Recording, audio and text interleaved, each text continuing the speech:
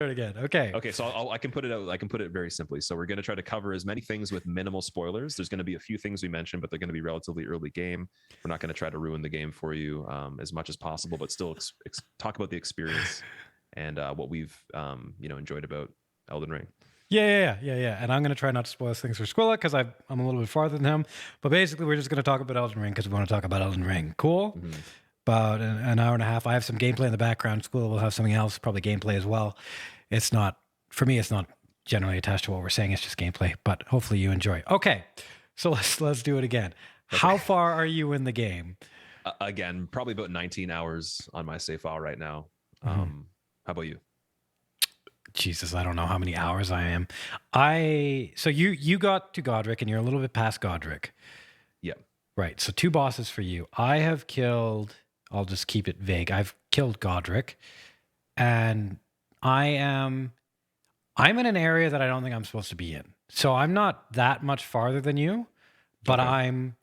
I think I skipped a few steps. I'm not sure. I might just be bad, but I feel like I really shouldn't be here right now. I think I can relate on that because there's been a few places I found where just I don't do any damage to anything, and anything can kill me in one hit. One shots you, yeah. Exactly. Yep. And then you just kind of die, and there's traps and double monsters everywhere, and it's just like, oh wow, this is tough. Yeah, and something that was interesting actually about that is I noticed that one of those areas there was 3 boss fights in a row. Like you'd fight one, and then you'd run a little bit further. There's another one, and then right after that, there's another one with no dungeons or fog gates. It's just all open. 3, huh? 3 in a row. Yeah. I don't remember that. Maybe you found that. That's what's cool about this is this game is so massive. And I don't think really anybody's had the same experience twice. Because I remember, well, I guess me and you, did you get the Stone's Word key as your initial gift thing? Yeah, I did. And then that's it leads into the area underneath the tutorial where you can find another boss. And me and you, I believe you had a bet that you'd give me 5 subs in my chat while I was streaming if I beat it before you. But I took some more time. That was really cool, actually. That was really cool. It was fun. Actually, it was really fun again, doing something new at the same time as another person and having it be around souls. Because that's what it kind of felt like with DS3 a little bit, where it'd be like, okay, look, you're trying to do this, I'm trying to do this, Hobbs trying to do this. This is kind of fun. And there's like an energy around it where people in chat are like, okay, he's here, or like you're here, or he went back, or he's going to level up and stuff. And it's just like, that for me is a lot of fun. Yeah. But we both ended up beating that boss. Yeah. We did. And for me, it still was the most difficult thing I've done in the game. I don't know about you. Yeah, actually, was it? Very close for me. It took me a long time. And it's like, you're not supposed, well, first of all, you have this key that you just get, and then you open an imp statue, and then you go all the way down through like this death trap chariot thing, right? Yeah. There's like a mechanism patrolling. It reminds me of the executioner chariot from Dark Souls 2, but it doesn't have a person on it. Yeah. A statue. And that already is like, for the first thing in the game, that's tough. And then you get all the way down, and thank God they had the Stake of Marika there. And then you fight this boss, and this boss is bigger than the room, and it moves sporadically. Like, it's not a tutorial boss. It doesn't telegraph or anything really. And learning it was pretty hard. But then once you learn it, you also don't do that much damage, and then killing it is hard. I think you're supposed to come back to that part of the game. Well, one thing to put in perspective of how much more difficult it is than, I guess the other things you do really early is that the reward you get from it, the Oleg spirit summon, the guy with the 2 swords, he can't be summoned without significant amounts of mind or FP. So you have to level mind quite a bit. And that told me, I'm like, you're expected basically to be able to probably use him around the time you kill that boss, right? So it puts into perspective again how far off you could be if you do it right away. It's probably something to revisit. Yeah, I still haven't used that. I've been trying to, actually. I'm close. I'm getting closer. So so here's something. I haven't used summons. I don't want to use summons. I don't like using summons, but someone said you can't just have the summon. You need like a bell or something to use it. Is that true? You do. There's an NPC that gives you the summoning bell for the spirits specifically. Now, for me, when I came back to a specific area that I went to, they were just there and they talked about it. And then I was able to use all these things I collected before, like wolves and skeletons. And then again, there's that. Is that you just bought the bell and it was good? No, it's free. The it's NPC free. gives it to you. Yeah. Really? What's it called? Is it just a Dude, bell icon? Yeah. I'm bad with names in the game so far because there's just so much new information for your brain to Yeah. absorb Yeah. that like it, but it's some sort of spirit summoning bell. I would imagine it's something called like that. Okay. Yeah, it probably Yeah. is. Yeah, that was a tough part of the game. I'm trying to think of anything I did tougher. I know And that people have been asking you if you've no hit anything yet. yep. Are you okay? So are you going into a boss and trying to beat it, and already are you just trying to beat it, or are you already trying to figure out strats to potentially see if you can no hit it? So ironically, every single thing in the game that's a boss fight I've done so far, I can see the potential of how you would do the no hit on it. And some of them I actually pretty much did. I only made like a mistake or two on my best attempts. Yeah. But Margit, for whatever reason, I don't know why, Mhm. he was really tricky to try to do perfectly for me because of his Mhm. attacks just being so like dynamic, right? Like you do a quick attack, then do a really, really slow one, but then he throws something really fast and then he jump. And it's like, Mhm. I have no idea where he's at in terms of what he's doing. So And he has options too. He has like he has attack trees, so it's one attack and this can go here, here, and here, and each Yeah. of these can go here, here, and here. I think he has at least 2 options for each attack, and then learning them all is tough. But yeah, no, same thing. I really liked him though. I really like that boss a lot. I thought it was super cool. Yeah. And I love the theme of how with the grafting, basically in the Elden Ring lore, acquiring other body parts and like attaching them to oneself to make, you know, the person stronger, bring them together, unite them. Yeah. The one boss we were talking about, Godric. So he you could tell he's made of a bunch of different people, Yeah. basically. Yeah. And it looks so scary, man. You were even saying he kind of said, I think you said he was scary, right? Oh, he's scary. Yeah. He's Yeah. pretty scary, and Yeah. he also because of that he presents as like a humanoid but also a creature at the same time, and that makes the moveset super unique, unlike a lot of other, you know, bosses, sort of like Soul of Cinder or Gurman Yeah. or Maria, or you know, maybe even Gascoigne and Bloodborne, you know, those kinds of humans that are a bit bigger than you and they can do crazy things, but they can't, like, their anatomy's not like out of this world, right? Yeah. He rolls around, he like does crazy He does. stuff. He does weird shit. He moves. He does a combination of very, very slow moves and very, very fast moves. Yeah. Yeah, and he has like what I'm finding now as well, which is really cool about this game and the bosses. Um, I found in Dark Souls 3 or in Demon Souls, generally you can just dodge. Like you can just press the circle button, you dodge, and if as long as your timing is good, most of the time you're okay. Mm-hmm. Bloodborne was more positional. So you had to execute certain strategies with precise positioning and backstabs and visceral attacks and limb breaking and stuff like that in order to no hit the boss consistently. Like, yeah, like Orphan of Cause was like that. Blood-Starved Beast was a little bit like that. Amelia is a really good example where you break the arms and the legs, and you can just one combo her, like go in a circle and go to town, you know. Yeah, and lock the boss into a stagger. Less dodging, more precision.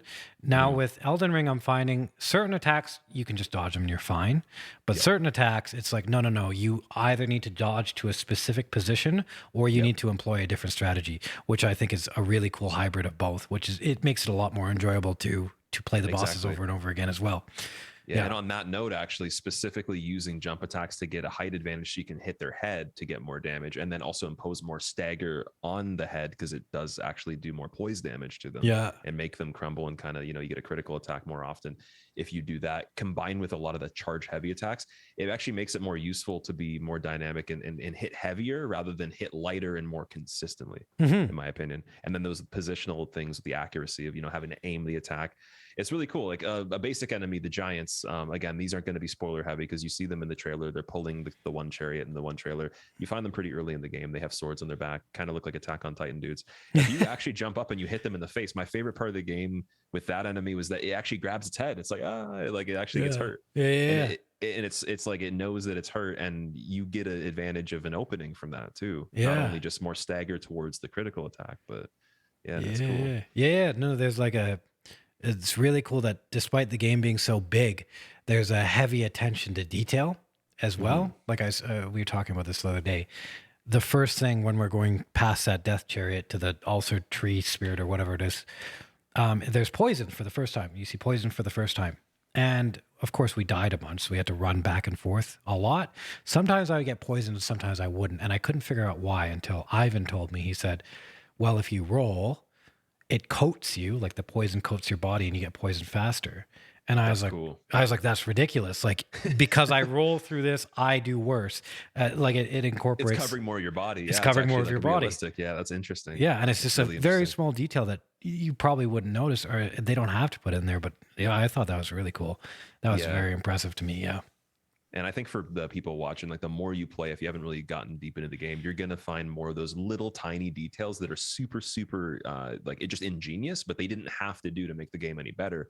It just is an extra because they went that far with the thought process of it. And Mm-hmm. I love discovering little things like that. But by no means does that change the overall game. Really, it's just a really cool bonus that yeah, you have to walk through the poison because only your feet will be covered in it, not the whole body. That makes it Yeah. more powerful. That's crazy. Yeah. You got to be more mindful. So Mm-hmm. there's another thing that I haven't touched. Well, there's a bunch of things I haven't touched. So we got your general content, your PvE, your bosses, enemies, all of that stuff, weapons, and that stuff's all cool. And then there's other components. There's being summoned, which is multiplayer, PvP or duels, and then there's PvP. So all that stuff. Right. And then there's crafting. Crafting's pretty new. Mm-hmm. I haven't touched crafting at all. I haven't even You looked haven't into done it. any crafting? I haven't done any crafting. I've gathered stuff, but I haven't done any crafting. Have you done any crafting? I have done a little bit of crafting. I can explain the system for anyone that's confused. Yeah. It's not so much that you have to go to a crafting site. You just on the fly in your menu. If you have the book to make the items, there's cookbooks for food and stuff like that, and various other items. You gather your resources from the environment. For example, you harvest flowers, you kill bugs, you kill animals, get their meat, and you can combine them into more powerful combinations of items, and from there get even more in depth with it. And they will be your consumables. So if you want to make a firebomb, you don't have to buy it. You actually can make a firebomb. If you want to, alleviate poison or boost resistances, you can get some sort of combination of things to do that, and so on and so forth.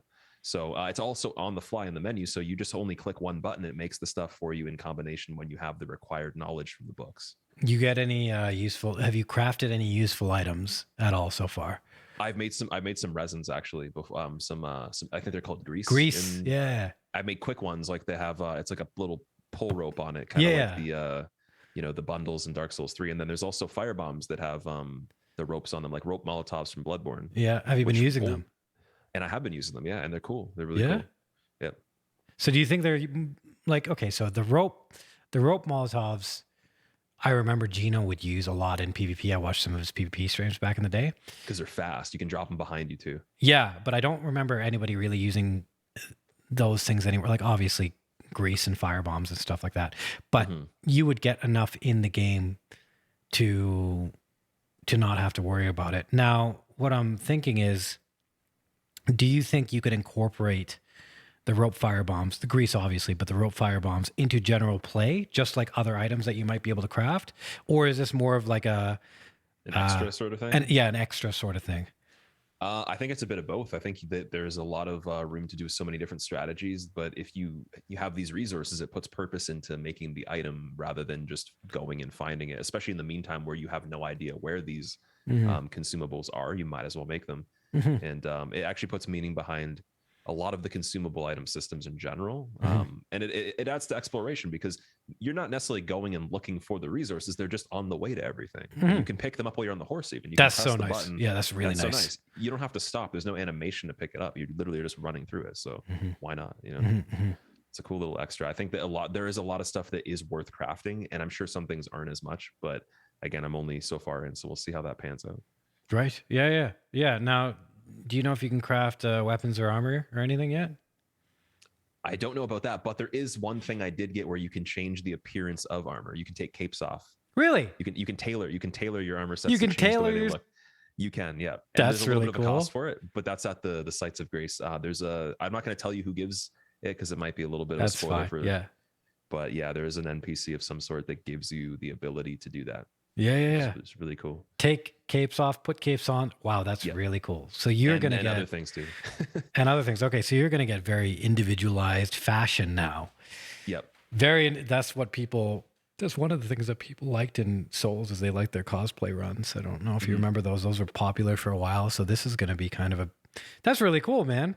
Yeah. And there's so much creativity just like it doesn't necessarily lend itself to the mechanics or like the stats or anything, but it's just a nice personal touch. And there's going to be so many people playing this game, I think, that aren't into Dark Souls heavily, which is a Mhm. whole nother topic we can go into as well. But more so, they just like fantasy. And Yeah. fantasy and fiction is huge on creativity, right? So I mean, it has more endless rabbit holes of customization that you could just have, and it's going to be really cool for somebody. Some people might not care, but the whole point is they're giving a wider variety of players something they could like.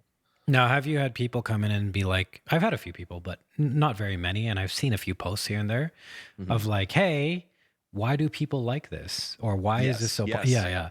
Yeah.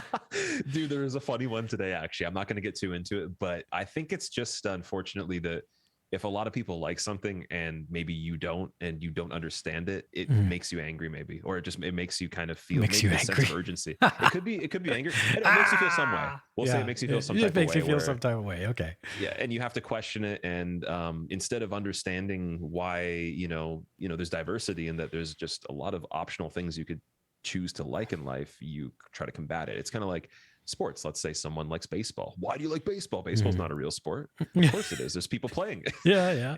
They're being athletic, and I mean, like, as much as it's different than football or golf, even people discredit golf sometimes. I hear Yeah. golf takes some skill, man. Go hit a hole in one, or play a nice round of 18 holes, like You play compete a with lot of Tiger golf? Woods or somebody. I've played a little bit before, and I'm not that good at it, Yeah, yeah. but I will say though it takes skill, and I had to improve even just with hitting balls at the golfing range. Even you'll know, Yeah. it's not like you just walk on and you can do amazing and hit 250 yards or whatever. You literally have to work up to the skill, and it's hand-eye coordination. So you're not moving around. You don't have crazy cardio necessarily.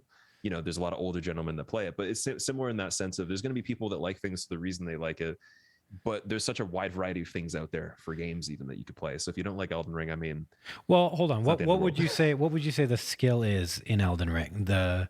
So golf is obviously okay, precision, and you have one Mhm. swing to make it go. However, what would you say the skill is in Elden Ring that makes it one appealing and two, Maybe not appealing. yeah, sure.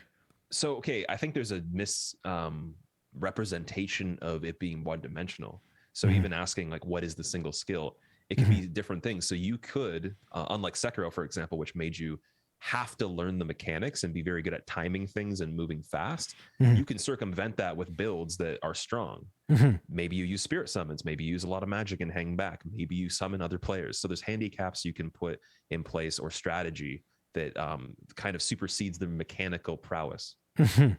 Mhm. or the level of precision that you could have and then go at it alone. So I think it's a multi-dimensional subject in the way that if you give it enough time, you try different things and you just like the fantasy aspects, maybe you like playing Skyrim and chilling because you like the story, whatever. No, it's not going to give you like the character progression and sense of like you being a real person in the world, the same level as like a Mass Effect or those kinds of games, whatever. But there's a lot of strategy you can use to kind of help you with the Mhm. mechanics and everything Mhm. if you're not really good at being accurate or precise, whatever. And then eventually you'll probably just get better at those things as well because you're playing it more. That's my interpretation of it. Yeah, yeah. No, that makes sense. That I would agree with that. It's really good in that there are a bunch of different ways you can achieve the same goal, and one isn't obviously better than the other. Yeah. So, yeah, yeah, Yeah. yeah. Yeah, so the amount of time or effort or enjoyment you put into one thing won't necessarily hinder someone else's entire play style either. Like there doesn't seem to be as of yet a best play style or a better play style. Like I remember Mm-hmm. for example, with Demon Souls, magic was very, very strong. Mm-hmm. And so if you like, I think we even did with the first few no hit runs, it was magic's not allowed because it's too strong. It trivializes the run. Right. And of course that changes later on. But with Elden Ring, and I know the game's new, it's obviously we don't know anything about it or too much about it, but it Mm-hmm. isn't completely obvious to me that there is a very one single dominant style of play. Yeah, it's hard Eh, to tell. It's really early on, and eventually that might pan out. But you're right. There's just who knows. There's so many options you have in the meantime to figure out what it works best for you too. Maybe you don't enjoy using magic, so you figure out another way. yeah, and it's Um, like I think for example with Dark Souls 3, the twin blades are very dominant. Very dominant. They were used by speedrunners and no hit runners, and they were mhm, considered probably the best weapon by far in terms of a bunch of different metrics: their damage, their accessibility, right. upgrading them, their move set, their recovery time, they were just Mhm. better. And yeah, you could play sorcery and you could play this, but it was generally more efficient to play with the twin blades. Yeah, And what I yeah, think is going to happen with Elden Ring is you might get a twin blade situation, but you're more likely going to get a set of weapons Diff- and items that are different. different. Yeah. Yeah, but it's not just one, it's three or four Mhm. that are equally as viable because this game is Right, so diverse. Because I right, for think, sure. And yeah, go oh, ahead. go ahead, go ahead.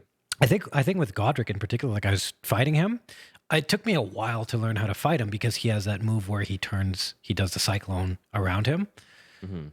And if you're close, you're just going to get hit by it. So I was trying to figure out how to no hit him. And basically, it took a while, but eventually I figured out you want to fight him at a mid range.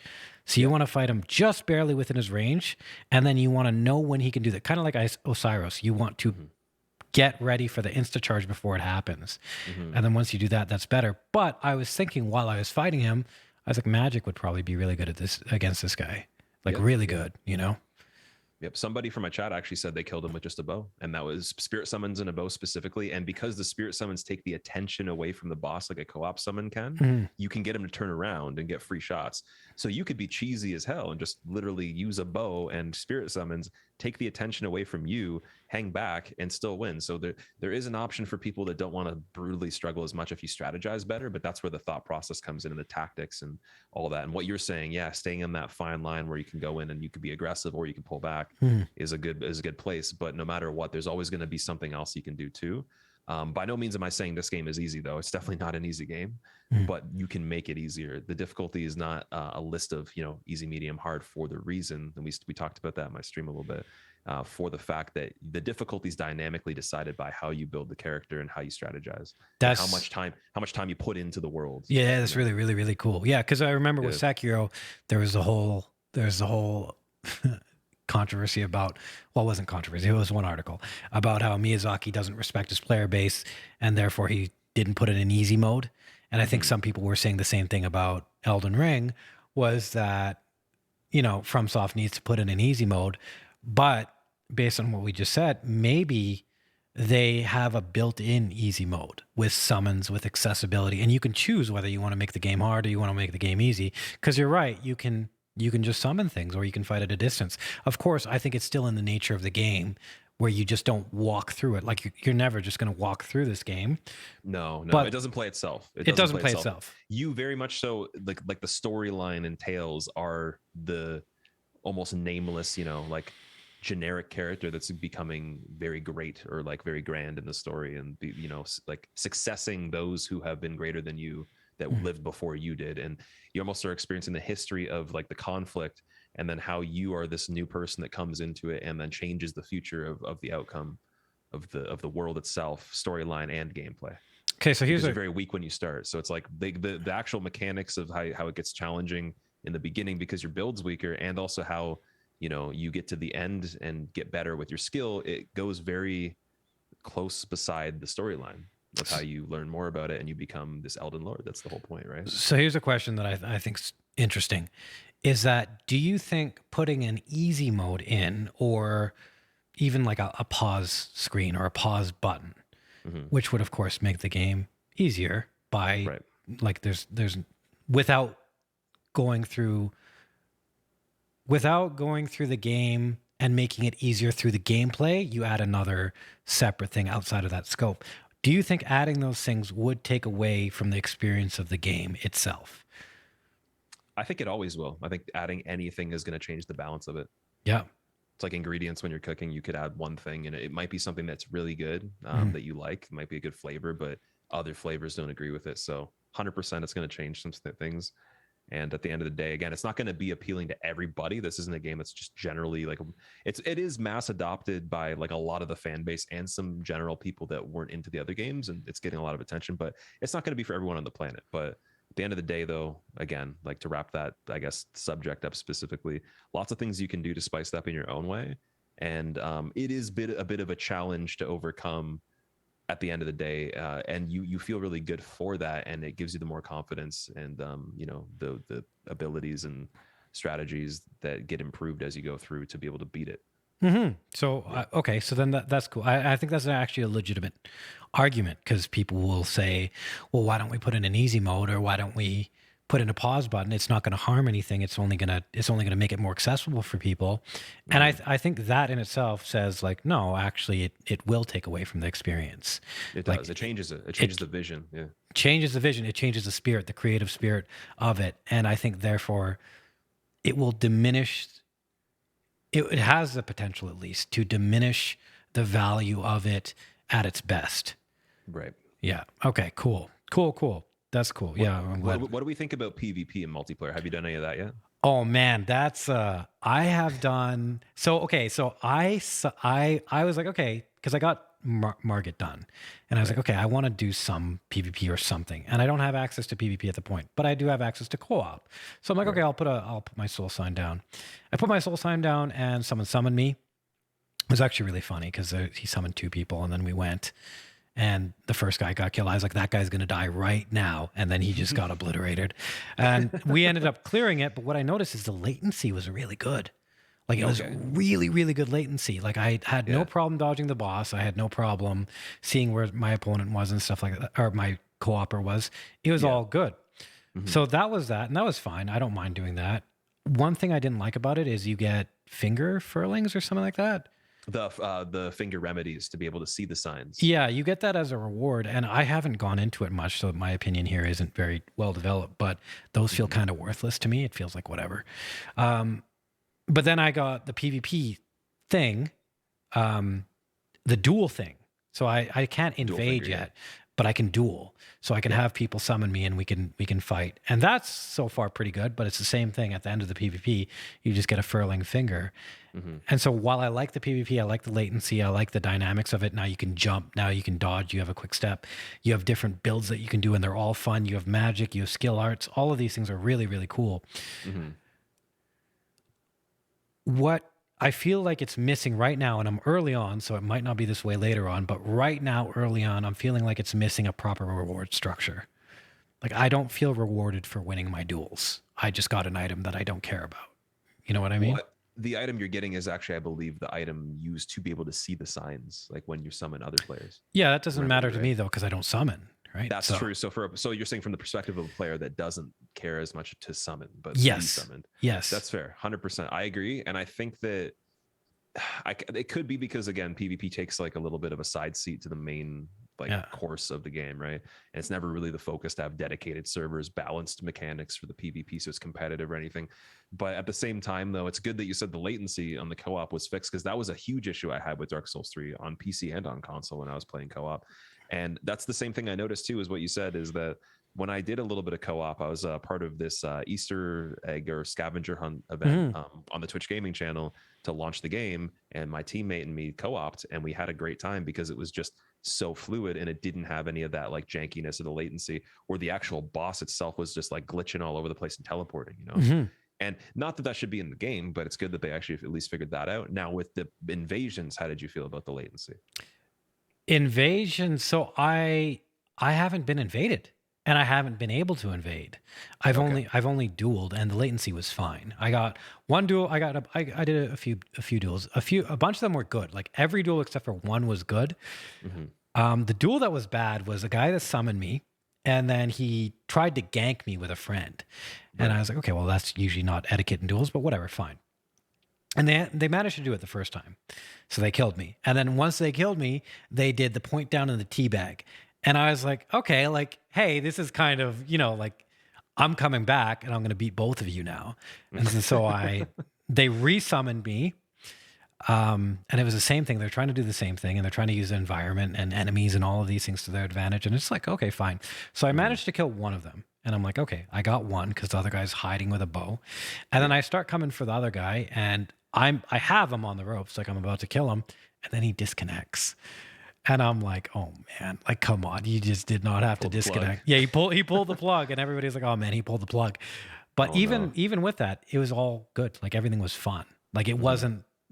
it wasn't the game's fault that anything unpleasant happened. The latency was good. Everything was good. It was still fun. It was Mm-hmm. just people being toxic. But that's the only negative experience I've had, and it wasn't even that negative. It was like whatever. It was still funny. Okay, Yeah. and so you haven't had an invasion where you go into a host's game and they have a summon as well. Like you've only done one-on-ones, No, essentially, no, no. is what you're saying. He summoned me, and he had a friend. Oh, he did have a friend. He Okay, had a so friend. because I wasn't sure if that was even a thing. Yeah, so my experiences with doing the PvP, it was a little bit laggy actually. Really? Some of it wasn't too much, but there was some lagginess that was like insane, and I think that's again because they don't have dedicated servers. You get P2P. I was actually on worldwide matchmaking though. I've never tried locking it just to regional. And you have a wired connection and everything. I do, but worldwide typically on the other games for PvP does have latency as well. That's when you get the problem. So if you want it to be tighter, I guess what you're saying is you probably didn't go to worldwide on the settings because by default it might not be set to that. Right. Okay. So with that, were you summoned for a duel or did you invade someone? I put my duelist finger down. I got summoned for a duel, and then I believe that it was the same. I think it was the same case as you. I used the same item. Yeah. And yeah, it was okay. Same thing. They tried to get the boss to come and get me and all that stuff. Yeah. But at the end of the day, though, I think that with all the different mechanics you can use in the PvP and the fact that actually the new ones are viable, like you legitimately can utilize jumping really well with attacking. You can utilize guard counters if you're smart with it, but then other players can exploit you trying to do that as well. So there's a little bit more variety and surprise. And the fact that you can take the actual what's it called, the weapon arts and change them. Yeah, I haven't even tried to do that yet. I've been doing that in my main playthrough, and that's one of my favorite things because no longer do you have, at least from what I understand, correct me if I'm wrong in the comments, guys, but like from what I played so far, you see a guy that has a sword and maybe his weapon art normally is like that, that lunge where you hold it over your head and then you like scoop up. But what if he switches it? There's nothing you don't know until he uses it, so he could throw you off, right? Yeah. It adds an aspect of feeling out your opponent too, and will be especially good for competitive. Like if you want to do competitive PvP, that will create a lot more longevity for the scene, which will be really nice. So much variety, yeah, and that's the really cool part about it. They went huge on all those like little details, and now you can also change not only just the weapon art, but you can change how it scales. So I have a halberd right now. And the weapon art used to be like a pain train, or like you just hold the thrust forever and you keep running with it until you knock them over. Yeah. I changed it to this. It's a miracle buff, so it makes the weapon all golden and holy, but it also shoots a projectile, kind of like the Moonlight Greatsword would normally. But then you can change it to scale with faith, or you can just keep it physical. Really? Yep. So you can choose for that skill whether you want faith or physical. Yeah. Yes. And that's just like not hard to do. That's really cool. That's super cool. I like the level of detail on that was really awesome. Yeah. And I believe the way that you actually are able to interact with those things, you get the whetstone knife. Yeah. I think that's how you switch it. Mm-hmm. So yeah, it's pretty cool, man. Now so no spoilers. I got a different whetstone knife. I don't know what it does though. So I haven't looked into it. I'm not very good at reading items, and I'm good at basics. Right. Quick question about that with the PvP and with Godric, little side note, is the attack where he slams his axe down over and over again?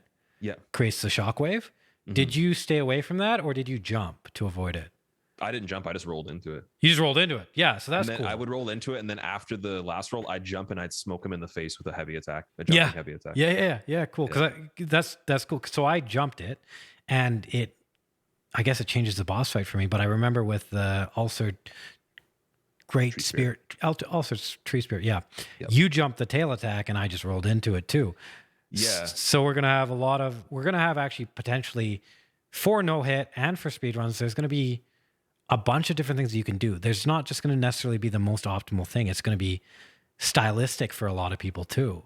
I think optimal is going to be whatever extent the person's comfortable pushing the limit to. So if you want to actually exploit every last drop of stamina and convert that into, damage, you will have to probably jump at some point. You'll probably have to get super aggressive, but it adds more dimension to the aggressive nature of how you could play, right? You're not just, again, spamming something down, trying to get staggers over and over. Yeah. And the way that you get the staggers isn't just by doing light attacks anymore. It's region specific a lot of the time, again, like a specific part, like the head on the enemy, or again, just hitting them with huge charge attacks and damage. And I've noticed that that's helped me a ton with a lot of the bigger enemies. Mm-hmm. Yeah. No, it's really cool. I like it a lot. Mm-hmm. Yeah. So, well, do you think there's gonna be more to PvP than just what we have now? I think it has to take time to develop. Honestly, again, I'm not like I used to do PvP quite a bit, and I know there's people that are part of the PvP community for the old games that did come back to play this game for the PvP. So their experience will be limited probably to, you beat the game and then they just focus on the PvP. They don't do the challenge runs, they don't do the speed runs. And so I'm really excited to see the really technical players exploit everything they can and find out how many advantages and disadvantages there are within the base mechanics, but then what kind of weapons are going to work, what is not going to be useful at all, because we do know there's going to be probably a big list of things that just don't make the cut, right? When it comes to being competitive. I just hope it's more interesting than the meta was in, Dark Souls 3. I did watch a tournament that was hosted. I believe it was by Barneasy Jones. It was I remember him. It was the US versus, I believe, the US versus Asia. And they did like a championship or whatever. A lot of the players in Asia, they were using magic and they were getting creative and stuff. It was really cool to watch. But all of the Western players typically were just using a physical reduction shield with the Lothric Knight Sword and just being boring. And Yeah. I want to see stuff that's way more interesting than that. Yeah. Oh, how'd they do? Did the boring win or did the creative win? It was a bit of both. I can't remember the exact outcome, but like, again, it was just way more fun to watch the people pushing like, the magic and stuff like that into the actual scene at the time. Yeah. And I remember coming from Dark Souls 2, I played that a little bit more competitively with some of the players back in the day that were cool. And we did some tournaments or whatever. And there was more actual mechanics you could use to, make the game more deep in terms of the back and forth. It wasn't just like the build specifically, but there was like, you could do, cancels. Like you could actually cancel the recovering animations of so many different things. So learning that was a technical skill that required way more inputs, almost kind of like when you play Smash and you're doing wave dashing and you have to like, do so many more inputs, like 6 inputs a second or whatever. Not as crazy as that, but similar. You had a lot more mechanical know-how and execution into being quicker than your opponent, but then not at the cost of using more stamina. And then there's the stance swapping and stuff like that. There's tons of other like little tricks that people would learn, like the pivot backstabs or like positional related things, and whatever in that. What's really cool too? So like I've mainly only watched Gino PvP, and he was pretty good at it. But there'd be different things he did for different situations. So he would switch weapons, or he would take out his items. And I guess there's going to be magic now. Now with the ability for Ashes to switch weapons into different scaling as well as different skill arts. Now you're going to have very unique PvP styles that are like, it's going to be preference. It's more towards preference. Like you can make this work if you want to. If you really like this, you can make this work. I think that's a really cool thing. A question I had with the Ashes are, if you put them on a weapon, I remember in the tech demo, you could put them on a weapon and you could take them off and they would still be there. Now, if you put them on a weapon and you take them off, are they destroyed? I actually don't know, because I've acquired 2 of the same, actually. I had a Storm Stomp one and I sold it to a merchant, and then I found another one later in the game. Yeah. So I haven't been switching them around enough yet, because again, I'm still pretty early in the game, but I'll have to check back in on that. Again, if you guys that are watching this, if it's on one of our YouTubes, you want to comment below and clarify anything we're saying at any point if we're wrong, because we very well could be wrong about a few things. We're probably wrong. Please do that. Yeah. Please do that. Timestamp it, whatever. Clarify for everyone, hopefully in a respectful way. But you can roast us if you want, whatever, So I don't know about that, but yeah, I think that draw an elephant. Draw an elephant, so I know it's you. Yeah. On the topic actually of the creativity, did you know you can change the appearance of your character? Really? Like, again, once you start the game, you can actually completely change the appearance. Like every single detail in the character creator is there in the game already. So you start, I had no idea. I want to have a character that's a different gender, like that has different hairstyle, different complexion, different face. Like you can literally do that on the fly. Where? I believe it's in the round table area. Round table. What do you think about the round table area? I love it. You love it? I really like the round table. Yeah. It's what do you like about it? Well, okay, there's that one NPC that has like the gold and silver armor and everything, and he has like the thing that's cradling his chest or whatever. That guy's really cool. I like him. Which, he's got a lot of old guy? No, I think his name he refers to his name as I believe D. It's not even like a full name. It's just D. As far as I've gotten in the game so far. But he's sitting down in the chair at the table. Okay. And he actually gives you incantations later on when you've done what you need for him. But he's pretty cool. He's giving me a lot of stuff for the build that I'm trying to go for. It's more of a strength faith right now. But I like the round table because you do bring, I noticed some of the NPCs I'd met out in the field, they'd actually go back to it kind of like Firelink. So it's essentially the new hub. And with that comes, you get the blacksmith, which is pretty interesting. He does talk a lot about the story. When I went up to him, he was actually begging for forgiveness and like praying on the actual I saw anvil. that too. And Yeah. yeah, and then I talked to him. He's like, "Oh, I didn't see you there." Like, so Yeah. little things like that, Yeah. pretty cool. Yeah. I Super like I cool. like it.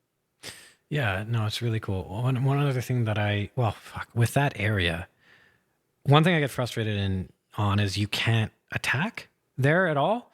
But Mhm. I also thought about that and I was like, that's pretty interesting if you think about it, because the game is giving you a set of NPCs you cannot kill, and it's giving you a set of NPCs that you are given the option to kill. Yeah. Because in a lot of games previously, in the previous games, I'd be like, I don't want to kill this guy because I don't know if it'll screw me.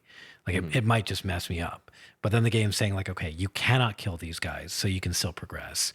But if Right. you kill Right. all these guys, you're fine. You might miss out on this or this, but nothing too big. Mhm. Hopefully, we'll see. Now it seems as if they're trying to make it so you don't script your own progression or soft lock certain types of events Mm-hmm. themselves, and I think that's smart because what if you accidentally killed somebody? There's tons of times I put the controller down and I had a strong weapon at the Yeah, time, yeah. and I was standing in front of a character I didn't want to kill, and it actually made them angry. And then the only way to undo that, you'd have to absolve your sin and pay a lot of souls, right? In the In Souls games. yeah, in the previous ones, I And saw what if you're a you. new player? You can't afford that. So No, you can't. So you're just screwed, and then it just makes it very stressful. And exactly. at the end there, at the end of your last stream, you got I wanted that. You got Godric's Dragon Fist. Yeah. Yep. Yeah, and then it did the cool attack, and you're like, you used it, and you're like, oh shit! If an NPC was over there, it's dead now. Yeah, I would have gotten in trouble. Yeah. I would have gotten in trouble. Exactly. Yeah. That's a really cool attack. And what I also think is cool is that you can actually probably have his moveset. If you get his axe Mhm. and you get his dragon arm and you have one in each hand, you could Mhm. probably have at least a large portion of his moveset, and you could PvP or do things as Godric, as the Godric Right. fight style. I think that's super cool. And I think they're going to Yep. do that with other bosses as well, too. Well, there was actually a smaller boss. I went back in time, or I did this little. It was a little portal thing I went into. Mhm. I'm not going to specify exactly like what or whatever, but I got a sword, and the sword I got, you can do the weapon art, and you can hold the button and like it, or you can press the button. It does like its own little combo, but then you can chain a heavy attack out of it, and then it does a whole nother thing. And a lot of the attacks from the boss's moveset are in that weapon. Oh, and cool. and it gives you so much variety of like close range, and you can dart forward with an attack that would be way quicker than your normal running attack, Mhm. and it would be way different than being able to just jump forward and attack or whatever. So it gives you so many more options for the mechanics too, with how useful some of the weapon arts actually seem. Mhm. So I want to see how that goes back into the PvP later on too. But yeah, lots of really unique and super detailed items. Yeah. Sure. There's a weapon I got. I don't remember what it's called. But you know how in Monster Hunter, have you ever played Monster Hunter? I did, yeah. I tried Yeah. Monster Hunter World Did a little bit, yeah. you try the Great Sword? I'm not sure. I only played for about 20 minutes. Yeah. But, yeah. Okay, well the great sword has an attack, or it has an ability where you can like put yourself in a stance where you do like a little hop forward, and during that hop forward you have super armor. It's like poise. Okay. And then after that hop, you do an attack. Now, I found a weapon in the game where your skill art is it puts you into a stance, like a stance where you will just take a shot. Right. And then from there, you have the option to attack out of it or not, which is it's like another alternative to jumping, dodging, parrying. Now you have, okay, I'm just going to take this hit and I'm going to Right. counter you and hit you harder, which is a really cool thing because it adds more strategy to it as well. But I'm assuming there'll be a lot of weapons that are like that are actually viable now, whereas they weren't before. It'll be like I think PvP will be like, okay, yeah, this is his type of build. Like he's a spell sword build, or he's a poise build, or he's half poise, Yeah. half things like that. I think He's an I think Ashes that- of War Halberd Holy Swap. Yeah, yeah, Spin to win Blender Machine Magic Deluxe. Like I don't know. yeah, that one. Yeah, that's my favorite. Yeah.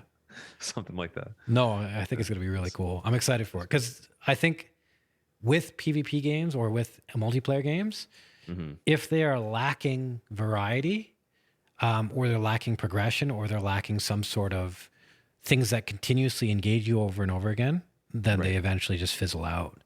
Yeah, and I think the longevity of this game has so much more promise than ever before when it comes to FromSoft games, especially with content, because again, that variety, the depth, the versatility, and then also the quality too. And that's one thing that I want to get into maybe to like wrap up the last segment of this is mainly the quality and the scale of the game compared to other open world games. And I've had this conversation a little bit before too. I referenced, the Bethesda games, and I Mhm. referenced Far Cry. I referenced, Mass Effect. We talked about a little bit earlier for a second. And now you have these games that could be considered, action RPGs. Mhm. But what is it that, some of them at least, if not, all at some point have in common where there's this, this missing quality, do you think? What do you think about that? Those, The like, if you played missing some of them quality between compared to Elden Ring. compared to Elden Ring for That Bethesda games, Fallout, Skyrim, things like and that. it can be mechanics, and it can also be like the actual world design itself. Like, what do you think when you draw parallels? Like, what do you think is there, and what do you think is missing, or vice versa? Even if you think things are missing from Elden Ring that are in those. So if I just gave my immediate answer, it would be that Elden Ring has a lot more fidelity and quality to it, whereas those games are full of bugs, and some people even argue the bugs are what gives them charm. Mm-hmm. Elden Ring, every single area is like it's not copy pasted. Every single, like even this castle that's in the background right now, Mm-hmm. it all has depth to it. Where Skyrim and Fallout, I would say it's like superficial depth for me. Like I was never really engaged by the areas or engaged by the NPCs or the people or anything like it. It seemed like everything was cool, but that's all it was. It was just cool. I think that, like, to add to that, it's like it has depth to a fault. There's a point where you notice there's a drop off, and there's just a limitation. There's a barrier that they can't achieve further with the quality because of the scale with those other games. With And with Elden Ring, I haven't found that barrier, that drop off Yeah. yet, where I feel like there's a limit to what it can actually do that I would expect out of it. Yeah. Obviously, my expectations are realistic. I mean, some people will never be happy. Yeah. But within reasonable expectation, I have not found a drop off or a limitation yet from what you'd expect of an action RPG that is open world. Mhm. And that's a good thing for the genre, I think. But it also sets its foot into a different categorization of open world. Whereas you had Dark Souls, and you were talking about how those games that we were previously mentioned, like the Bethesda games, whatever, they had bugs, and that's what had the charm specifically with those. Dark Souls had the same thing too, and it was an open world, right? Mhm. People like the bugs and the charm and the weirdness of it and the quirkiness, the clunkiness, because it made it more hardcore as like this, Japanese made Western realized action RPG. Mhm. And that is actually kind of gone. Like there's still a little, maybe the tiniest bit of obviously like some semblance of it, but it's almost been smoothed out to the point where you expect these things to not work, and they do. And they do. And I'm not saying there isn't glitches, there's no bugs, whatever. I'm sure people will find a bunch of different stuff in the future, but just the refinement level is impressive for them scaling the actual game that far. And with the world design, I guess my opinion, I'll let you talk about it in a second, is just layers upon layers. You don't have just this sandbox that you're running across that has, like, again, you said the fidelity is not the same Mhm. across it. It has depth within the depth. So you have this open map. The areas progress, they become different, but they don't have these like harsh change ups where you don't transition nicely. So it has that transitional flow, Mhm. even in the overworld, which they've never done. They've never done an overworld like that. They've always had dungeons for the areas that intertwine. Yeah. Then you have the legacy dungeons, which are represented in castles or, I guess, notable landmarks, progression of the main story. Mhm. Then you have legacy the mini dungeons, which are like more of Chalice dungeon types. yeah, they're more like of a labyrinth or like a little maze kind of chalice area, like you're saying. And there's reward for going and doing all of it. Sure, some of it might not be as interesting, but it all has value in the construction of how they make it seamless, and it's believable too. It's like you could believe that's actually real and that's the way it's supposed to be. Mhm. To a degree, and that's the coolest part, I think, about it personally with the world design. Now I wonder, because I know a lot of people give George R. R. Martin a hard time, and I don't know anything. I don't know that much about him really, but I wonder how much of the good stuff in Elden Ring could be contributed to him, and like just him, like the increase That's in actually quality. a topic I was gonna go ask you a question about that Yeah. right after. Yeah. That's perfect. You brought that up. Yeah. Yeah. So what do you think that he's contributed that's changed or maybe added that next level of I guess atmosphere maybe to the story Yeah. or the world? So we're not far in, so it's hard to tell. But I think so. Okay, so I'll say it like this. So with Dark Souls 1, 2, and 3, they were okay. Like they were good. Bloodborne I found I thought was very interesting, Hmm. in its lore, in its world, and how things worked. Right. Sekiro as well. It had a lot of depth to it, but all of those things felt not like, of course, through varying degrees, not hollow, but not full either. This game Hmm. feels very full, very fleshed out. And Yeah. so like the bookshelves, the details on the fireplaces, the details in enemy designs and move sets, I think is not George R. R. Martin. But the descriptions in, like, for example, with, is it Godfrey or Godric? Godric? There's two. I haven't found the other one yet, but Yeah. Godric is the one we were talking Whoever we about. just Yeah. fought, Yeah. the guy with the dragon arm.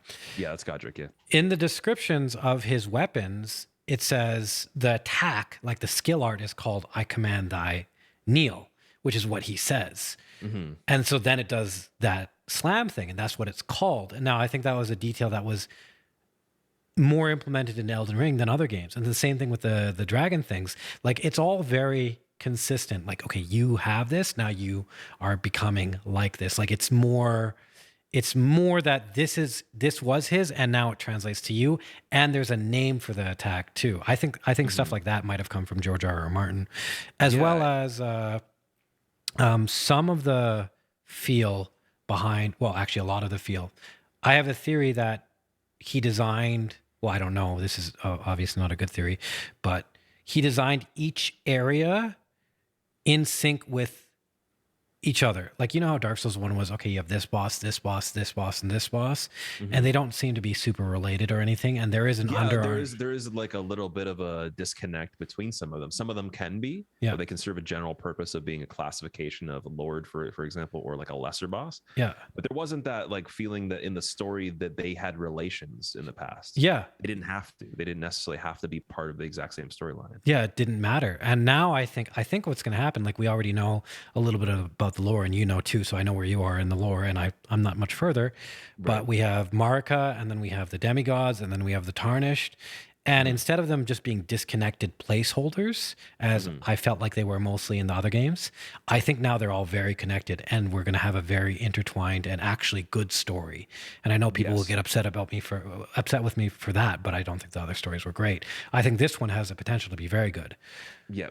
And I think that the reason that the other stories maybe weren't great for some people, or they were harder to absorb, is the cryptic nature of how they were delivered. Mhm. And what I think that he did with the character writing specifically, because what I understand from his interviews that he's given, he did work closely with the character writing and developing like the NPCs and the storyline. And obviously, it does lend itself to the atmosphere and feels so intertwined that you almost can kind of feel the fact that the characters had relations with each other or had conflicts or whatever that are palpable, and they talk about them still as if it was real and it actually happened, but within its own sense of the world, it does feel like it's functioning synonymously with that, but then also independent of you, like where if you just got dropped into there, it was already actually a place that's real. Mhm.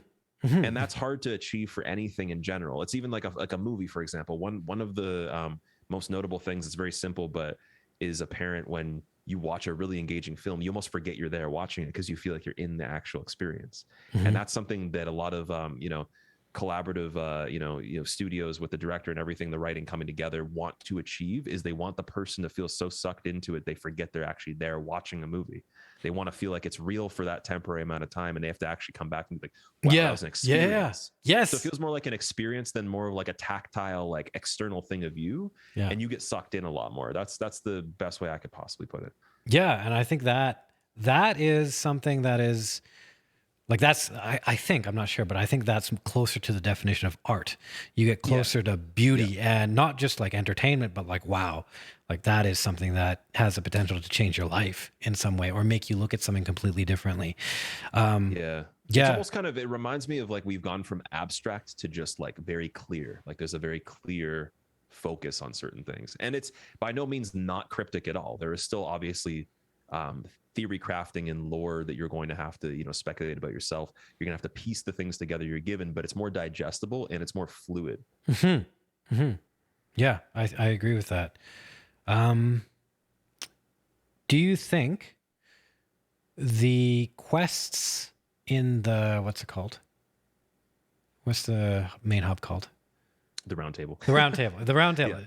Do you think the quests in the round table will have an influence on the story, or do you think they'll be more of a side thing like they are in I don't know the other games? I know in DS3 you could have a bunch of different endings, but they were whatever for me. Do you think this interaction with the NPCs will change any of that? I think it's going to be a bit of both. I think some of them will, and some of them will not necessarily lead you to a different outcome. If you mean that for the conclusion, maybe I think it will be maybe tying up loose ends of other storylines that maybe failed to, be seen in the background, Mm. but still are very important in the major conflict. But I think that for the main progression, so far at least, I'm predicting a huge twist. I don't want to say what it actually is because I don't want to spoil it for anyone. I don't want to be told I'm right either and then ruin it for myself. Yeah. But I predict a massive twist similar to what you've seen in Bloodborne, where maybe it's not the same nature, but you go from this, hunter of beasts, and it's a very much to the night of the hunt, and it's almost like silver bullets and werewolves and stuff like that. And then it completely changes into this alien adventure with the Cthulhu mythos. And that is such a cool thing. And that's why Bloodborne's actually, I think, one of my favorite concepts ever for anything, because it takes something that is just so unrelated and it fits it together in a way where you actually start to like kind of feel like it's supposed to be that way, but it turns into a different package than you expected, right? You might have been sold on the one idea, but then it's like, oh, we got a whole different ball game now, and it just changes everything, and it like literally shakes the concept at its core into like something crazy. So that's what I'm thinking is going to be maybe coinciding or a part of the main progression at some point. But yeah, that's Miyazaki. He does his twists. Yeah, that's cool.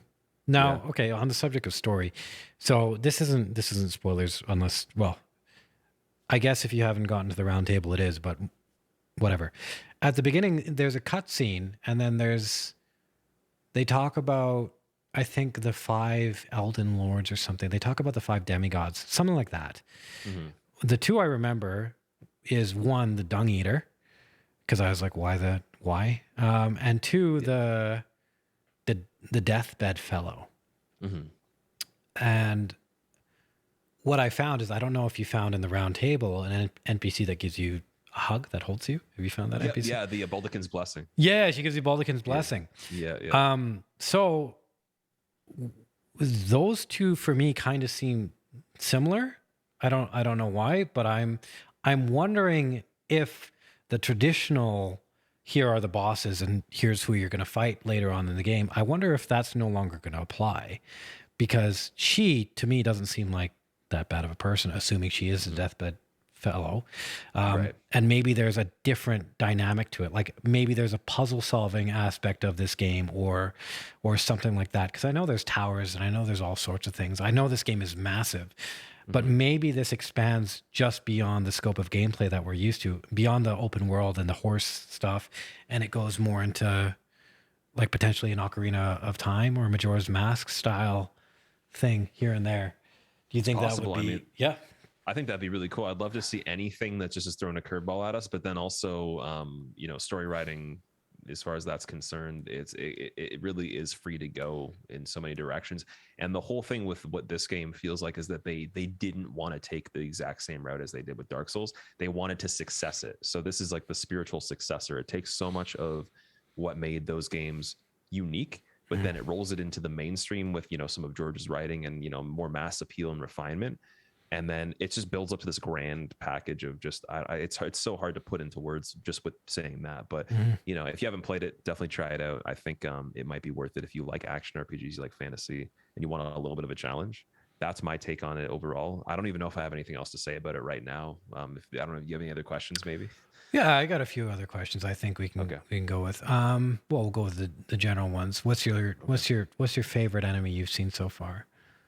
Ooh, I think so for boss enemy, definitely Godric. It was very impressive because I always felt like humanoid enemies have these limitations and they almost bridge the gap of creature and humanoid perfectly with them. Yeah, which has been really hard to do. Demon of Hatred, for example, in Sekiro was the sculptor that turned into a demon, but you don't get a lot of human like qualities from him once he turns into the demon. So it's like very hard to really combine both of those things while still keeping, he still has dialogue and everything too. He still talks, he still has his human mind, but he's, he's a little bit deranged. So that's so cool, I think.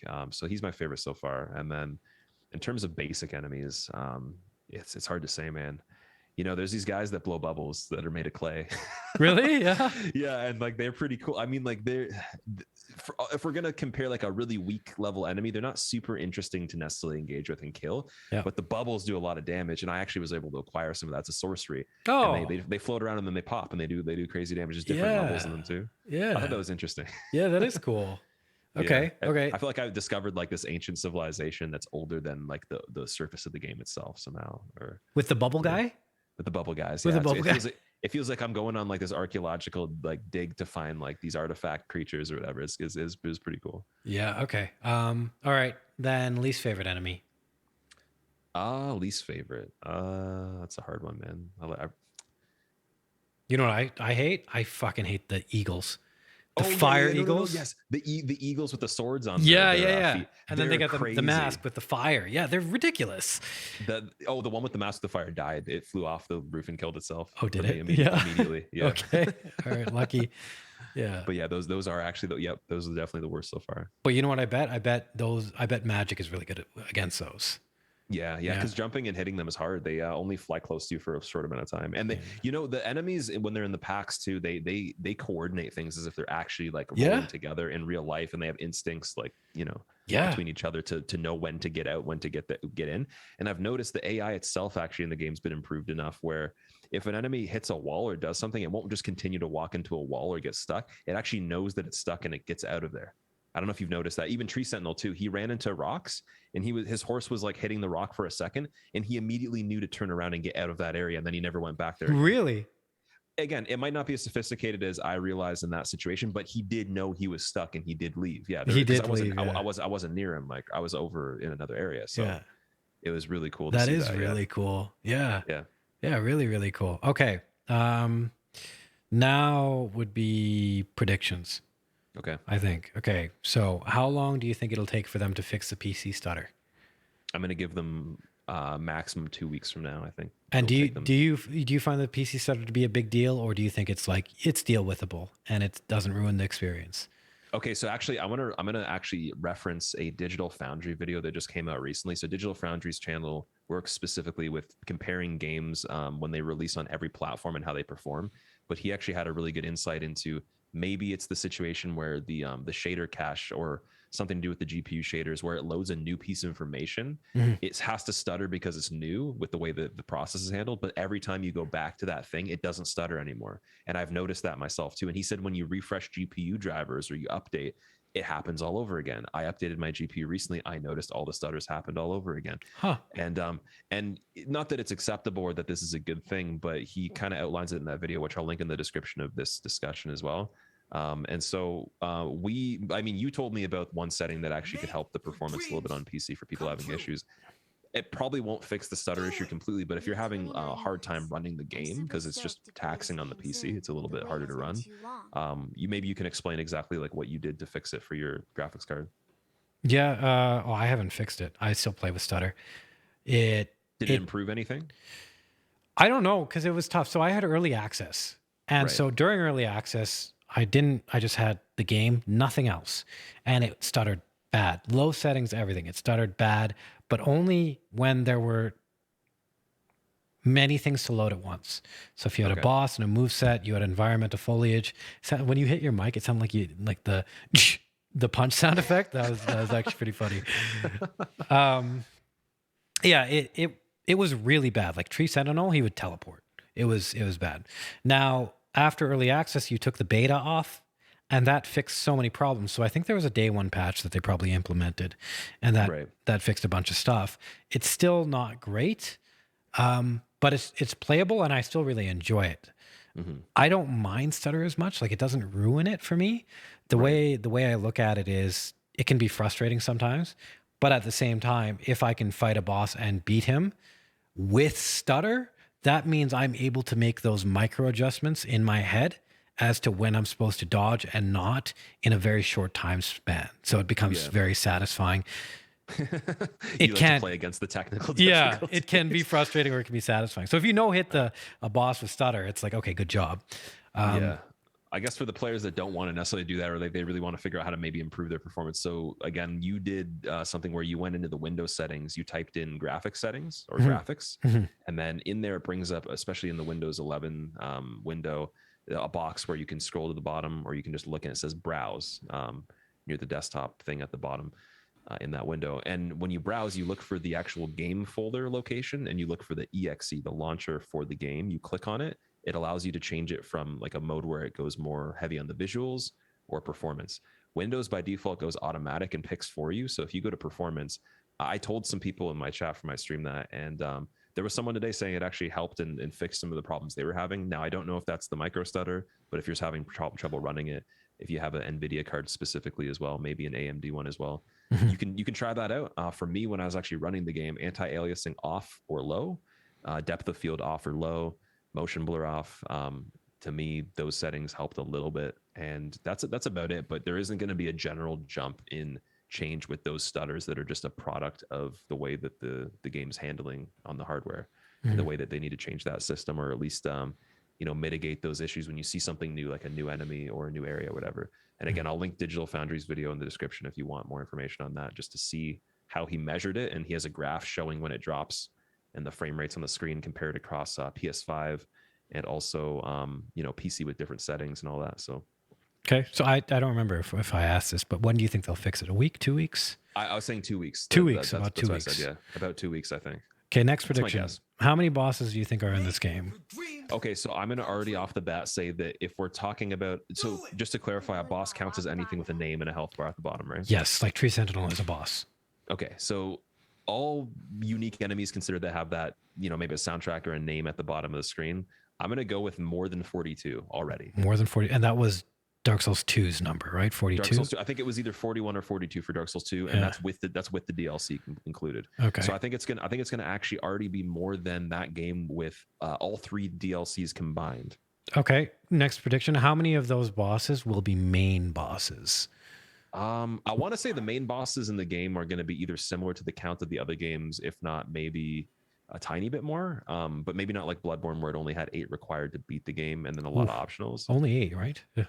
8 to beat the game. Dark Souls 3 was 13 to beat the game, to put into perspective. So, I mean, I think it's going to have more than 13 required to beat the game, personally. Okay, more than 13. That's just my guess, yeah. More than 13, and then at least like 30 optional or like field bosses, things like that. And I think you're going to see repeats of the bosses in the dungeons or other areas that you do see elsewhere as well. Okay. Like some repeats, yeah. All right. First no-hit run, how long do you think it'll take?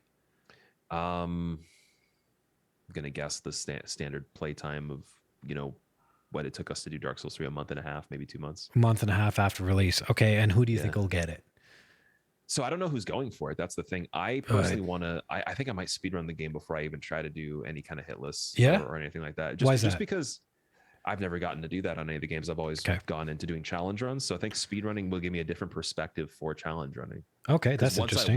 Once I went into speedrunning Dark Souls 3, it made the challenge runs a lot different for me. Yeah. It made them more efficient. It allowed me to do them quicker, but then still safer as well, because I could combine, the knowledge of being, a little bit quicker in certain parts, and it really added up to being better for me. So. Yeah, certain strategies, they look a lot riskier, but they're actually safer if you're able to execute them consistently, like a lot safer. And that's something that I think a lot of people who did both found out from speedrunning, because you're right. People that do both, they play differently. They play no hits a lot differently from people that just do no hits or people that just speedrun. Okay, fair enough. So I don't know who's going for it either, because there's a lot of people. That's the thing that's different with this, because when we started with Dark Souls 3, no hit runs were new. Yep. And then Sekiro, no hit runs were still new, but it had been one game. Now it's been like, what, 4 years, 5 years, something like that? Yep. Since then, and how many there's... Well, since Sekiro specifically, or since Dark Souls 3? Dark Souls 3. Oh, it's been like 6 years. Yeah, 6 years. Oh wow. Well, think of it this way. So 2016 July. Yeah. Or no, sorry, April. No, I think the release date was April 2016. I believe. I don't know. Yeah. It's either March or April 2016. So we'll say we're coming up on that again. That's literally 6 years. Yeah. 6 years. 6 years. Yeah. 6 years since then. And so in that time, there's I don't know how many people are on hit list now, but there's like 500 or something people who have done these things. That's a lot. Wow. Yeah, I don't know. Someone told me that. And then team Hitless, I transferred over to VSwed, so he owns the team now. He knows. He's the one that gets to approve people being on it. I used to be the one. I created the team Hitless, but yeah, I had to kind of give it to him because he knew more about hitless at that point. I was doing damages runs and a bunch of other stuff, so I was like, maybe I'm not the best fit to address these things. And you know, he did a really good job taking it over. So from when I gave it to him, there was definitely close to 200, I believe. 200. Jesus. I think there was at least 150 plus. And minimum. there have been other games that are now being done hitless, like Breath of the Wild was one. There's a ton of other games. What was Hollow Knight? There's all sorts of games that are being done hitless now. And so I guess I think what's happening is, I think the novelty of hitless is wearing off in a way. And also the people who are known to do hitless, there's tons of them now. Whereas before there was less than 10. Now there's, 200 plus. So I wonder if it will hold the same weight as it did in the past.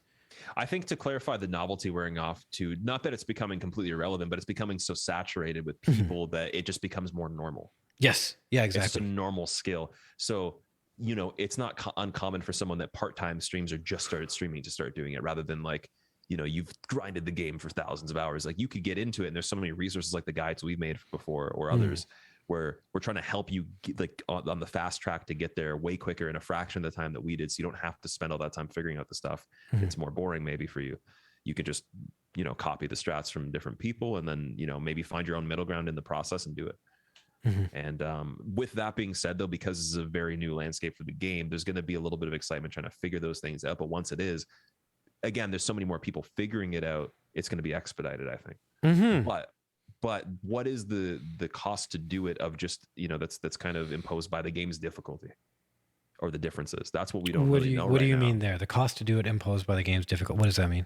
Because the cost to get a hitless run imposed by the difficulty of the previous games was much less because they were smaller. Yes. So we add more content, we automatically upgrade the amount of stuff, like, especially if it's required to do it, then it becomes like, how can we navigate this open world? Is it easier? It could be. Is it harder? I don't know. How long do you have to spend prepping, or where are all the materials to get that are guaranteed to get you the weapon upgraded the quickest? Like, all that stuff with the routing considered and all the things it leads you through that are required are going to kind of constitute the difficulty overall of the run. Not just is the game mechanically difficult to perform, because, like, again, like we said, there's going to be workarounds, but the routing really is going to be the question at the end of the day. Like, what makes it difficult in that sense? That's going to be interesting too, because now with this game, instead of it just like generally the games where just, okay, you have a weapon, no blocking, you can parry, I guess. There's certain rules with DS2. You can get a bow. With the other ones, I don't think you were allowed a bow at first. Now it's going to be interesting, because I think it's just going to be anything goes. Whoever and I think it should be that way. I think that the run that you do, because when you do a hitless run or a challenge run of any sort, unlike a speed run, it's more personal, that you're not competing with other people on a similar leaderboard that's measured in one metric. It's just simply the idea that you can do the run, and then you've done the run. You don't really do the run better than anyone else under a guaranteed or agreed upon criteria as much. It's more of a personal achievement. And so what that does is it entails that you can do magic if you want, and that's valid. You could cheat, you could do glitches, you could do other things.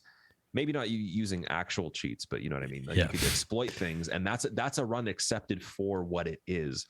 Sure, it's not the same as the person that didn't exploit it, but you still got the run in your own way, and you should feel good about that if that's what you want to do. And I think that is the best way to look at it. It's a personal achievement, so anything goes in that sense. See, I agree with that to an extent. But I also think that there is a certain amount of prestige, and I guess people might accuse me of gatekeeping or whatever, but honestly, I don't really care who gets a hitless run and who doesn't. It's more of a principled thing. Is like, I think there should be certain baselines. Like, for example, I don't think you should be able to use summons unless we can't figure out a way around it. Right. Like, well, okay, let's look at it this way. If the person does use summons, it's just, again, taken for what it is. You can't say you didn't use it. So people have to accept it as, you did the run, but you did this. But you did hitless. Sorry, but you did a summon. Yeah. So hundreds of different runs are possible, but you did those things. Right. But then from there, it's like, okay, like, hey, I did a hitless run, and anybody can say that. Like, let's say someone does a hitless run. I did hitless with this. I did hitless with this. They will say, I did a hitless run. They won't say, I did a hitless run with the handicap of summons. They will just say, I did a hitless run. So then the baseline goes down quite a lot. So that's why I think, okay, well, if you do a hitless run, then using summons, I would say you probably shouldn't be able to do that. I think in terms of bragging rights, it's just it comes at the cost of, people are going to be like, okay, I want to see it, then I want to watch the video. So it speaks for itself when the content itself is posted, right? If you put a video up and someone sees you said, hey, I ran like 2 million miles or whatever to this country, but you did it on a treadmill, and then it's like you're just calculating the distance it would take to run there over the course of a year or whatever, and then saying you did it, but you framed the thumbnail as if you actually physically ran across the globe and then got on a boat. And obviously, yeah, like that's going to be a disconnect. But like, people are going to watch it and see it for what it is. That's okay. So counterpoint to that is like I agree with you. That's ideally how it would go. Yeah. But I don't know if you remember way back when. And this is all like, none of this really matters. Like it's all just technically drama bullshit. But when we were doing the hitless run and we were going for it, and it took a month and a half, there was an Italian YouTuber who did hitless. Michael LP. Yeah. But he got hit, but he didn't consider it a hit because it didn't do damage. Right. It was a stagger hit, and it was a Wrath of the Gods. You get blown away hit. Gascoigne, when he transforms. Yeah. Yeah. So there was that. And then there was a bunch of people in both camps where it's like, well, he did it before you. It's like, well, he actually didn't do what we were doing. And then that created a lot of controversy. But here, to clarify though, before you continue that, we talked to Michael LP. He's a really nice guy. Yeah. And he agreed with us. So, I mean, I made a video actually. If you just go to the YouTube, it's the main video on the channel, or you can check out the Zero Hit documentary, the Hitless documentary. It addresses that Michael LP, his run wasn't validated under our rules, but he was okay with it in discussion, and he said he agreed. So we're not trying to bash him or anything. He's a super nice guy. I think what he did was actually really cool, and it should be taken for what it is. But yes, it's a different set of rules. And yeah, not taking away from his achievement. My point in saying that was mainly that you would assume that people would watch the run and then go for it, but people generally not generally. I say a number of people generally don't do that. Instead, they'll just try and take sides here or there. And I think that's what can happen. I don't think it will happen. And even if it doesn't happen, I don't really care.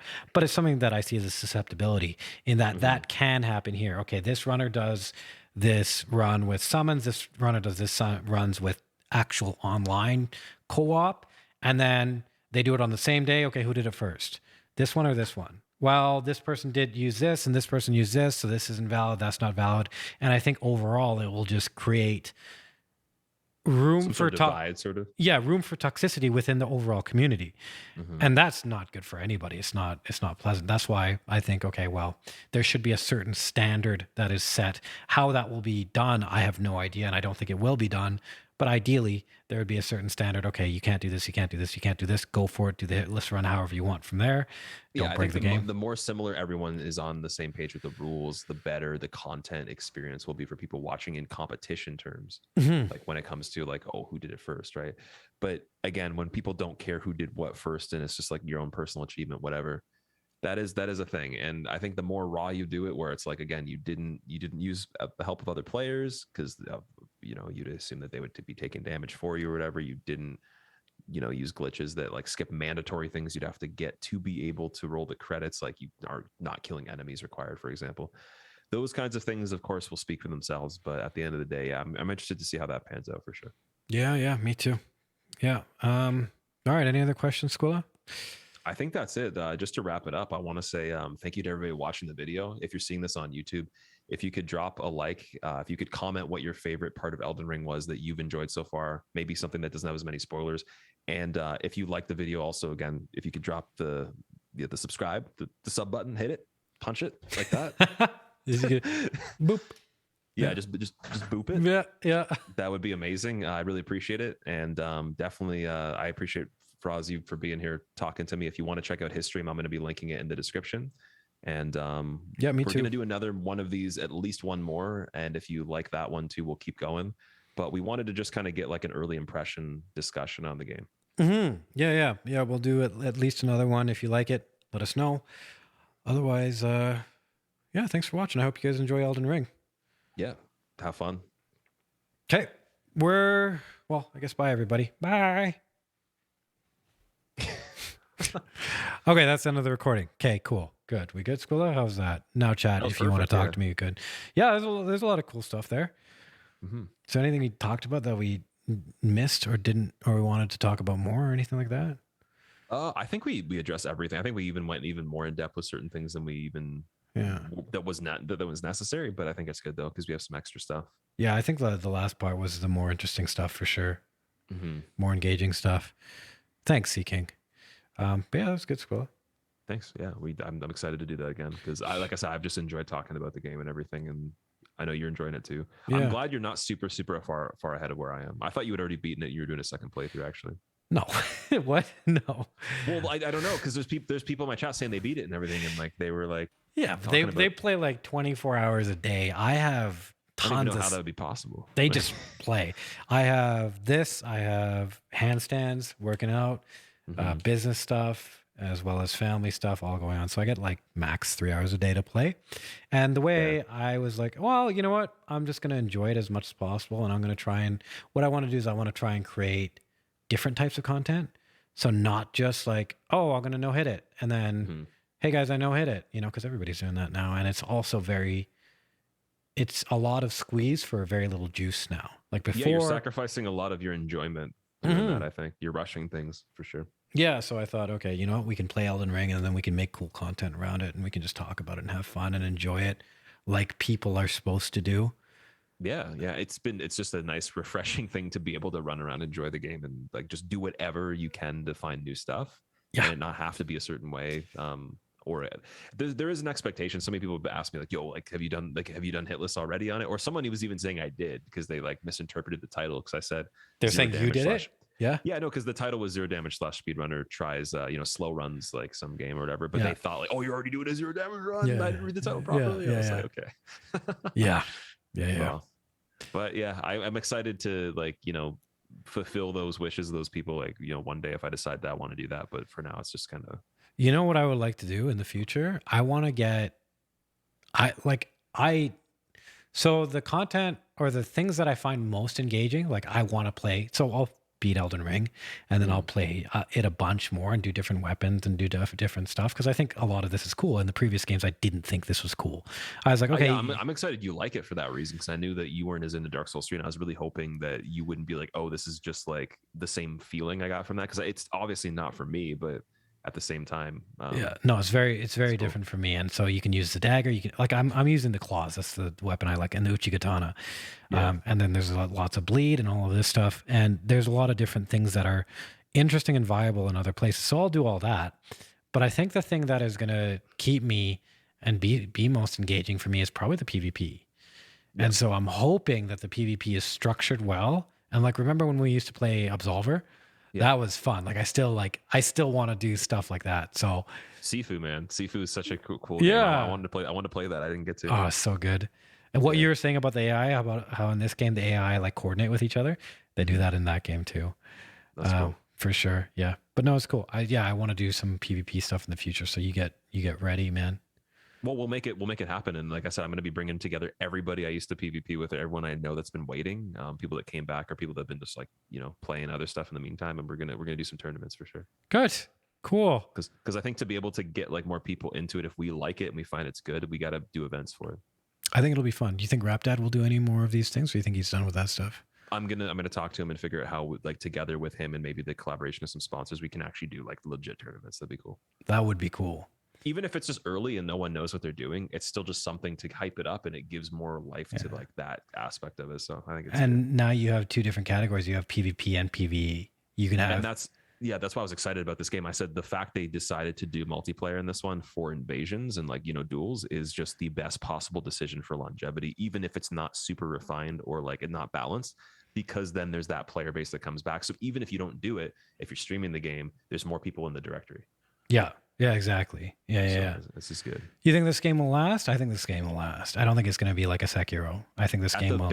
At the bare minimum, it's going to probably be handled similar to Dark Souls 3. I think in terms of the way that it carries itself after the flavor of the month or whatever. Yeah. Or the year, we'll say, because like I think that it might have a stronger timeline because of the amount of stuff you can do in it for like maybe like 1.5 months, maybe 2 months. But then I think it'll fizzle down to a similar kind of thing as Dark Souls 3, and that's all it really needs to do to be like a good niche on the site for those more specific things once people have played a lot. But what I think it might do too is because there's a long wait list of people that want to play it on PC that don't have a PS5, they're going to be getting into it, and there's going to be delayed first playthroughs. Yeah. and that'll help as well. Now, Yeah. okay, so I guess we're done, but do you think people will ever go back to the old Souls games? Yes, but maybe not as soon as they expected. And I think I'm in that same category because I want to do some things on them still. There's going to be Nightfall mod that comes out for DS1, which What is is going to that? be huge. I will link you a trailer to it before I go, but I do have to go in like a minute. So Yeah, that's fine. I'll get it really quickly. And then, yeah, there's going to be mods still made for the old games because this one's not going to be as accessible to mod yet. But so I'll be playing those. I'll be doing the master run still a little bit here and there, but I definitely want to. Master run is damageless everything, right? Yeah, but like I want the master run damageless everything to be very infrequent, but still retain that skill on it because I feel like I got to a point on it where I can, just attempt it here and there and not have to do it all the time. Man, I don't. 1 day a week. I don't know how you do that, man. Like I would go insane. It's just fun for me. It's almost like playing it's like throwing darts almost. It's just like it, sometimes you hit like the numbers, sometimes you don't. You never get a perfect game, and then one day you get surprised. Yeah, but see, fuck. If I was playing darts, I would be like, I'm gonna practice to a point where I hit the bullseye 5 times out of 5, at least once a day, and then it's like at least twice a day, and then every single day. Exactly, and it feels a little bit like that. The one thing though is I still have a lot of improvement to go on Demon Souls for consistency, and once that happens, I think it's going to be pretty cool. Oh man, yeah, and I still have Bloodborne Chalices to do as well. You're gonna do Chalice Dungeons hitless too? No, not hitless, but just I've never actually beaten them fully. Oh, you never fought the Yharnam Queen? Nope. Oh man. Oh cool. Or I guess you never fought the punch guy. Bloodletting Beasts. Yeah, I've seen punch him, but guy. it's like, yeah, no, the punch guy's crazy. He punches across the map. Yeah, he punches fast. Yeah. Yeah. Okay, wait. I'm gonna link you the thing on Discord now before I go. This is like a 30-second trailer. Thanks. Let me know what you think. I played the demo for it. I have a video for it. It literally is the best DS1 mod. What is it different? Is it just because the mods I don't care about? I made this FAQ video recently, and I was like, the only mod I liked was Kaushaki's mod because it was different. The Convergence mod. It's like that too. It's Majora's Mask theme for the storyline. It's a timer base, and then it has Bloodborne elements in it. And all these other things too. They changed the items and the function of a lot of like the main things, and then you have so much more flexibility. It's faster. The game's faster and everything like that. Yeah. They've made completely new enemies that don't exist. Like they're like cut content, or like they've just built them from other things. Man, now I want to play this. I don't want to. It's cool. Play it really though. Cool. I don't want to play it, but you make me want to play it. I mean, it's not as good as Elden Ring, but I mean, it's cool. It's cooler than the original DS1 was. If we're comparing it now, so I think it's a refresher. But it's not just like touching it up; it actually is different enough. Right? It's very repurposed. So many people worked on it too. It's one of the biggest mods that are in production. It's ridiculous. Okay, last question. Favorite weapon? Favorite weapon so far? I think it's the Bloodhound sword that I found that has that crazy weapon art, but I don't know if you found it though. No, what does it do? It almost has like a crazy flipping it has like a backflip combo, and then you go into like a lunge, kind of like Artorias sort of, or Abyss Walker. That's cool. Cool. Yeah. So it's like the Murakumo or the XL sword almost, but like bleed and then a little bit of other stuff, I think. And it's big and heavy. Yeah, it's like a quality weapon sort of. Okay, cool. With more decks. Yeah. Anyways, we'll save that for the other discussion. Yeah, for next time. Yeah, I gotta go, but I will talk to you soon then. All right, Skull. Thanks for talking to me. Yep. If you ever need anything, just send me a message on Discord or text, and I can't wait to watch your stream where it's not going to be spoilers. I will be. I'm in like an opposite part of the map. Okay. Somehow. I won't tell you. I'll watch the old VODs. Yeah, the old stuff. And then, okay, so maybe a week, 2 weeks, however much you want, we can do another one. Whenever you're ready to talk about the game again, let me know. Yeah, I think in like 2 weeks would be good. 2 weeks would be good. Okay, sounds good. Right. Talk to you soon then. Bye. Peace.